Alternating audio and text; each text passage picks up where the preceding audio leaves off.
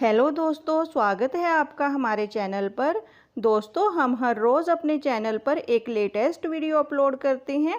अगर आपको हमारे द्वारा दी गई जानकारी अच्छी लगती है तो चैनल को सब्सक्राइब कर लें और बेल आइकन को भी प्रेस कर दें ताकि आने वाली वीडियो का नोटिफिकेशन आपको मिलता रहे। ओम नमो भगवते वासुदेवाय। आज की वीडियो में हम सुनेंगे मोहिनी एकादशी व्रत की कथा, जिसको सुनने मात्र से ही हजारों गोदान का फल प्राप्त होता है। वैशाख मास की एकादशी तिथि को मोहिनी एकादशी के नाम से जाना जाता है। आज के दिन भगवान विष्णु के मोहिनी अवतार की विधि विधान से पूजा अर्चना की जाती है। पौराणिक कथाओं के अनुसार समुद्र मंथन के दौरान अमृत का एक कलश निकला था, जिसे दानवों से बचाने के लिए श्री हरि विष्णु ने मोहिनी का अवतार रखा था।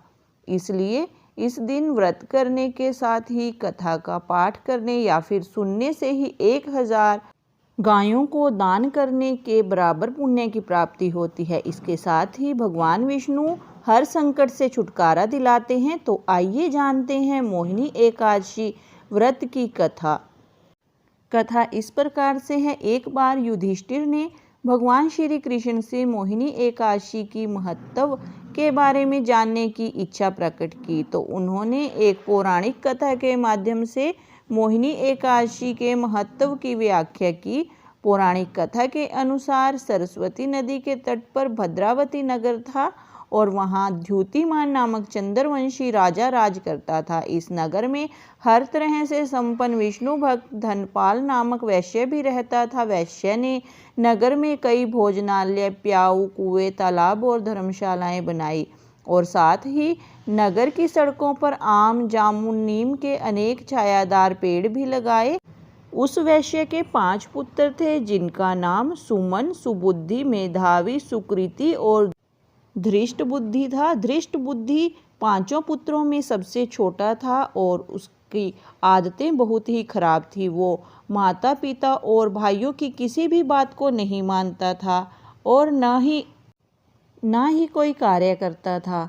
वह बुरी संगति में रहकर जुआ खेलता और पराई स्त्री के साथ भोग विलास करता और मांस मदिरे का सेवन करता था। पुत्र के कुकर्मों से परेशान होकर धनपाल ने धृष्ट बुद्धि को घर से निकाल दिया। अब वह अपने गहने कपड़े बेचकर जीवन यापन करने लगा।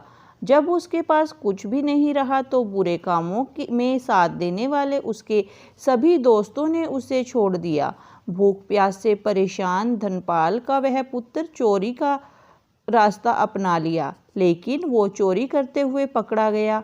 उसे राजा के सामने हाजिर किया गया, लेकिन वैश्य का पुत्र जानकर राजा ने उसे चेतावनी देकर जाने दिया।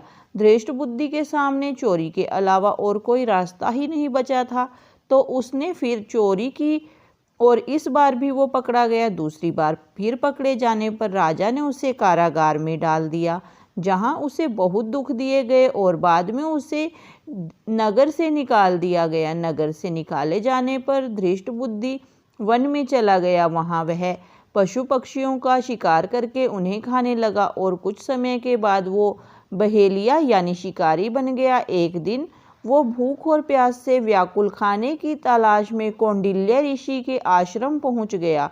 उस समय वैशाख मास था और महर्षि गंगा स्नान कर वापस आ रहे थे। महर्षि के भीगे वस्त्रों के छींटे उस पर पड़ने से उसे कुछ ज्ञान की प्राप्ति हुई। तब उसने कौंडिल्य ऋषि से हाथ जोड़कर कहा, हे महर्षि, मैंने अपने जीवन में बहुत सारे पाप किए हैं।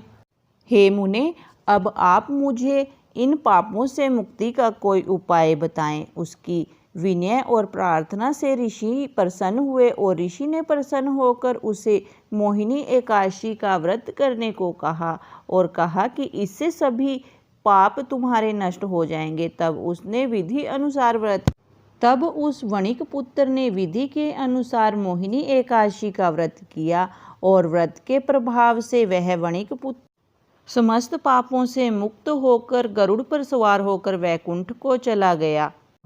इस व्रत से मोह माया सबका नाश हो जाता है। संसार में इस व्रत से श्रेष्ठ कोई और व्रत नहीं है। इस व्रत की महिमा को पढ़ने या सुनने मात्र से ही 1000 गोदान का फल प्राप्त होता है। बोलो श्री हरि विष्णु भगवान की जय। मोहिनी एकादशी की जय। दोस्तों, यदि आपको हमारा आज का वीडियो पसंद आया हो तो प्लीज़ चैनल को सब्सक्राइब करें और साथ में दिए बेल आइकन को प्रेस कर दें ताकि आने वाली वीडियो का नोटिफिकेशन आपको मिलता रहे। वीडियो पसंद आए तो प्लीज़ इसे शेयर भी कर दें और कमेंट बॉक्स में जय श्री हरि विष्णु और जय एकादशी माता लिखना ना भूलें। वीडियो में अंत तक मेरे साथ बने रहने के लिए बहुत बहुत धन्यवाद।